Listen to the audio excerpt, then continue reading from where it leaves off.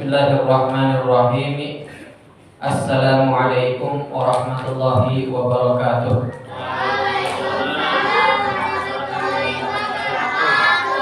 Alhamdulillahi wa kafa, wassalatu wassalamu ala sayyidina Muhammadin al-Mustafa wa ala alihi wa ashabihi ahli sidqi wal wafa, amma ba'd. Alhamdulillah wa syukurillah, kita ucapkan kehadirat Allah Subhanahu wa ta'ala atas segala nikmat. Salawat serta salam semoga selalu tercurah kepada Nabi Muhammad sallallahu alaihi wasallam.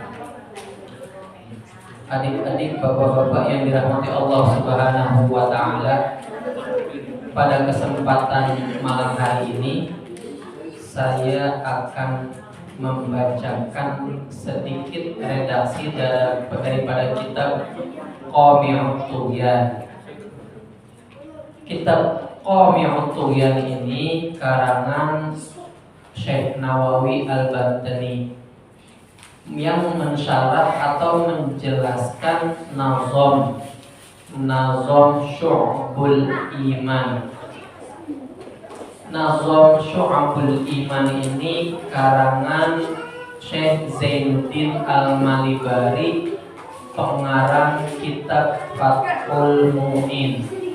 Kalau bapak-bapak familiar sama kitab Fathul Mu'in, itu kitab fikih yang dikarang oleh Syekh Zainuddin Al-Malibari dari India. Salah satu nazam yang dikarang itu Syu'abul Iman. Nazam itu kalau bahasa Indonesia seperti tata bahasa yang disusun secara seperti pantun, belakangnya ada samanya. Kalau di Indonesia, dalam tata bahasa Indonesia ada yang namanya pantun. Dalam bahasa Arab ada yang namanya nazam. Nazamnya singkat, ini menerangkan tentang Syu'abul Iman. Syu'abul Iman ini adalah cabang-cabang keimanan yang dikarang daripada salah satu sabda Rasulullah Sallallahu Alaihi Wasallam tentang iman dan cabang-cabang iman. Ada sebuah hadis yang diriwayatkan dari Abu Hurairah radhiyallahu anhu. Anna Rasulullah sallallahu alaihi wasallam qala, bahwasanya Rasulullah sallallahu alaihi wasallam itu bersabda, al-imanu bid'un wa sab'una syu'batan. Iman itu sekitar 70-an cabang.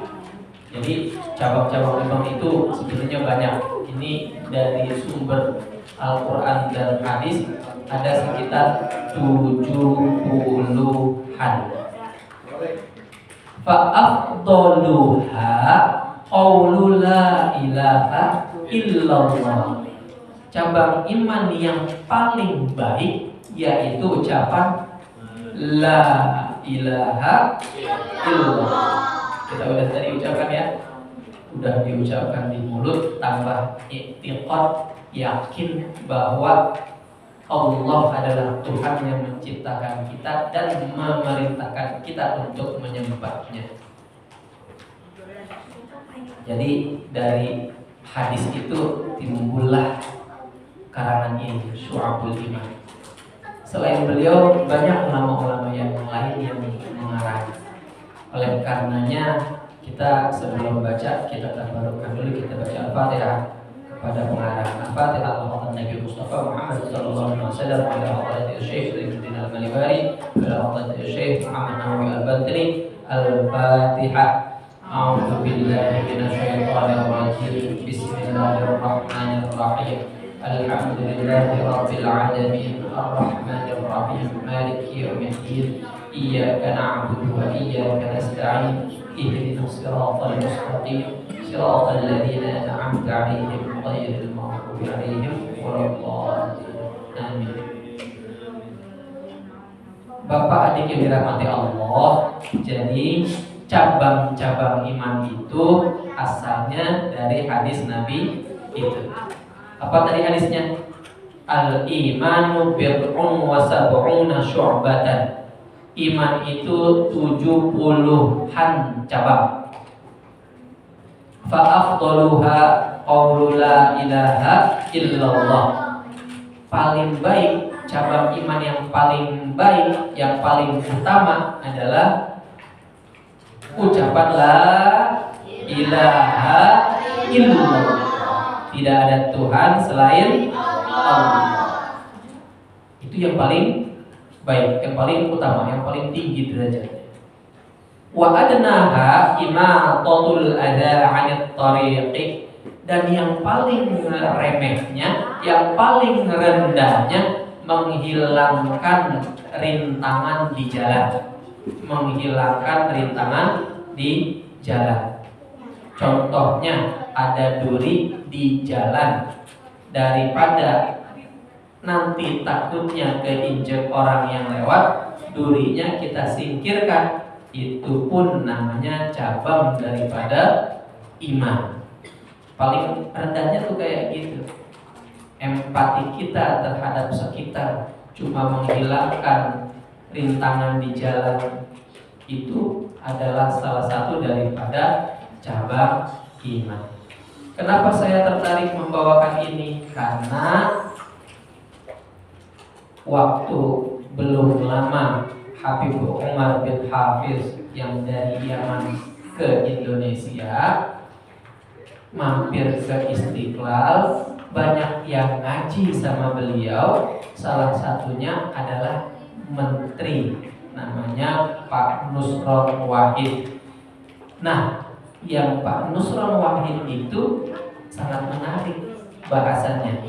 Jadi enggak kita baca semua, tapi cuma hanya bagian ini saja. Enggak mulai dari cabang pertama, tapi kita langsung ke salah satu cabang itu aja.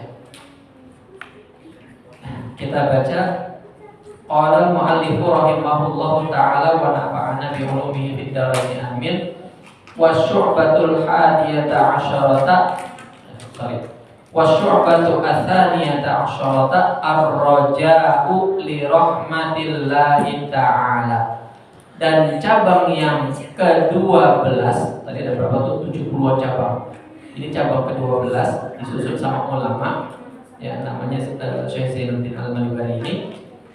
Cabang yang ke-12, ar-raja'u li rahmatillahi ta'ala. Roja, pengharapan bagi rahmatnya Allah Ta'ala, bagi kasih sayangnya Allah Ta'ala.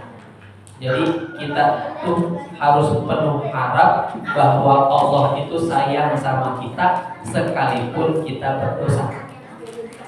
Ini syu'bah atau cabang yang ke-12, mengharap ampunan Allah, mengharap kasih sayang Allah sekalipun kita berdosa.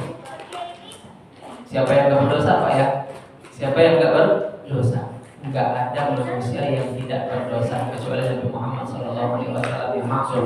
Ya, jadi siapa yang tidak berdosa? Ya, ini roja ini perlu kita tanamkan di diri kita. Bukan meremehkan dosa, tapi kita selalu perlu harap akan ampunan Allah. Qala Allah Ta'ala, qul ya ibadiyalladzina asrafu ala anfusihim la taqnatu min rahmatillah. Allah berfirman, katakanlah wahai Muhammad, hai hamba-hambaku yang melampaui batas atas diri mereka sendiri, la taqnatu, janganlah kalian putus asa min rahmatillah, daripada rahmatnya Allah. Siapa itu hamba-hamba Allah yang melampaui batas? Ya, kita ini yang berdosa, baik dosa-dosa kecil ataupun dosa-dosa besar. Berarti kita melampaui batas. Batasannya harusnya nggak berdosa, tapi kita melampaui batas itu, kita malah berdosa. Apa kata Allah kepada kita tuh yang berdosa itu, yang melampaui batas itu? La taqnatu min rahmatillah.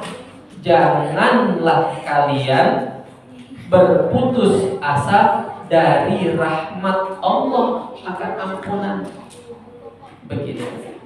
Qala Rasulullah sallallahu alaihi wasallam, Rasulullah sallallahu alaihi wasallam juga bersabda, al-fajirur raji li rahmatillahi ta'ala aqrabu ila Allah ta'ala minal 'abidil muqniti. Apa sabda Rasulullah? Ini keren banget ini, saya suka. Makanya ketika saya melihat di TV Pak Nusron Wahid baca itu, ini dalam banget. Ini dalam banget. Kayaknya perlu kita sampaikan. Sabda Rasulullah, al-fajirur raji li rahmatillah ta'ala. Orang yang berdosa di fajir itu orang yang berdosa. Ar-raji, tapi dia tetap memohon li rahmatillahi ta'ala, bagi rahmat Allah subhanahu wa ta'ala, bagi ampunan Allah subhanahu wa ta'ala. Itu aqrabu ilallahi ta'ala, itu lebih dekat kepada Allah subhanahu wa ta'ala minal abidil muqniti, daripada hamba Allah yang tukang ibadah tapi sukanya memutus harapan orang, bikin orang putus asa terhadap rahmat Allah dan ampunan Allah. Karena ada orang yang begitu ya, asal lihat yang jelek-jelek, ya lu mau ya, gak usah ya, neraka dan. Itu namanya muqnit rahmatillah. Orang yang membuat orang lain putus asa terhadap rahmat Allah.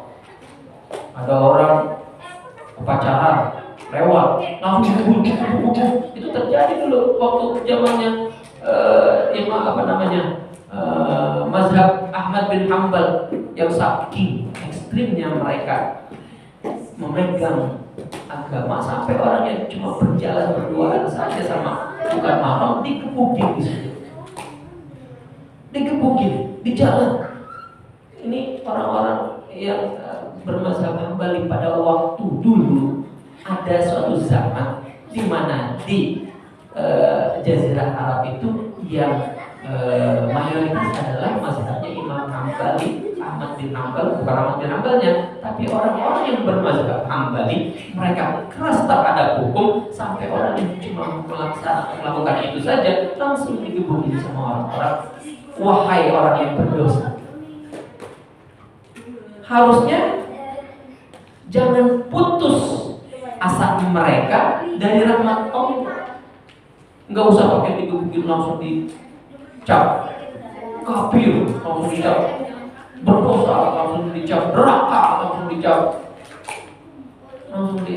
apa? Itu namanya dianya menyembah Allah, abid, tukang ibadah, tapi sama orang yang enggak ibadah dia langsung dosa, ya neraka dah ya, neraka dah ya, usul khotimah dah ya, gitu. Itu namanya memutus rahmat Allah terhadap asanya seseorang. Padahal orang masih, setiap orang yang berdosa masih punya harapan diampuni Allah selama dia belum meninggal dunia. Jadi selama kita melihat orang yang berdosa bagaimanapun, selama belum meninggal dunia, kita tidak berhak mencap apapun terhadap dia. Bisa jadi kita yang merasa kita tukang ibadah, akhirnya suul khotimah, yang kita kata-kata itu tukang mabuk, tukang judi, tukang zina, tukang segala kejahatan dia kerjain.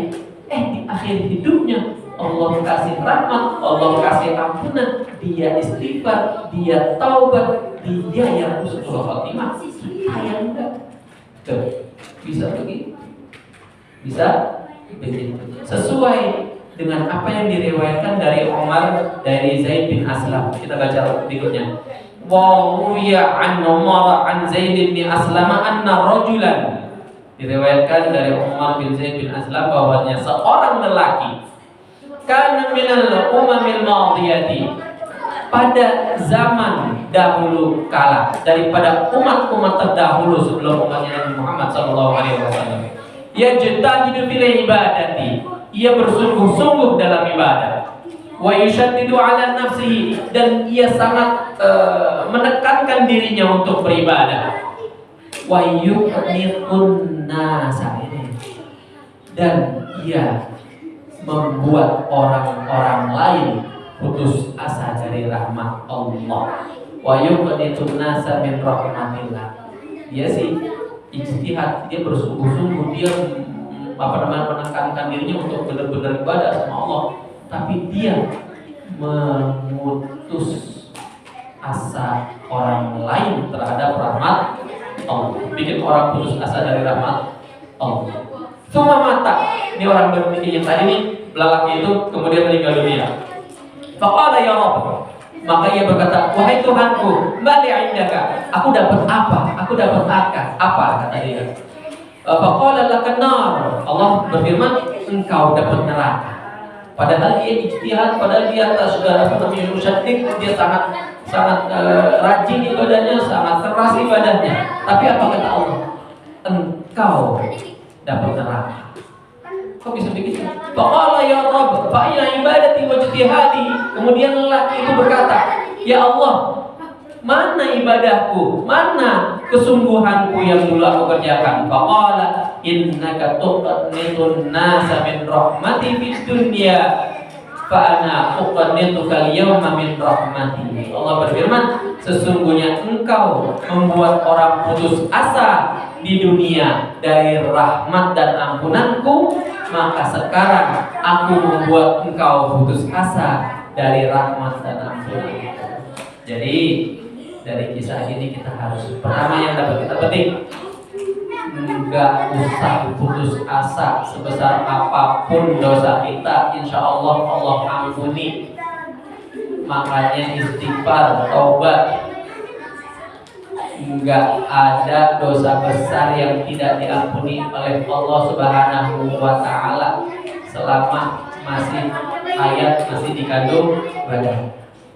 Yang kedua, jangan membuat orang putus asa dengan mencap mereka keburukan.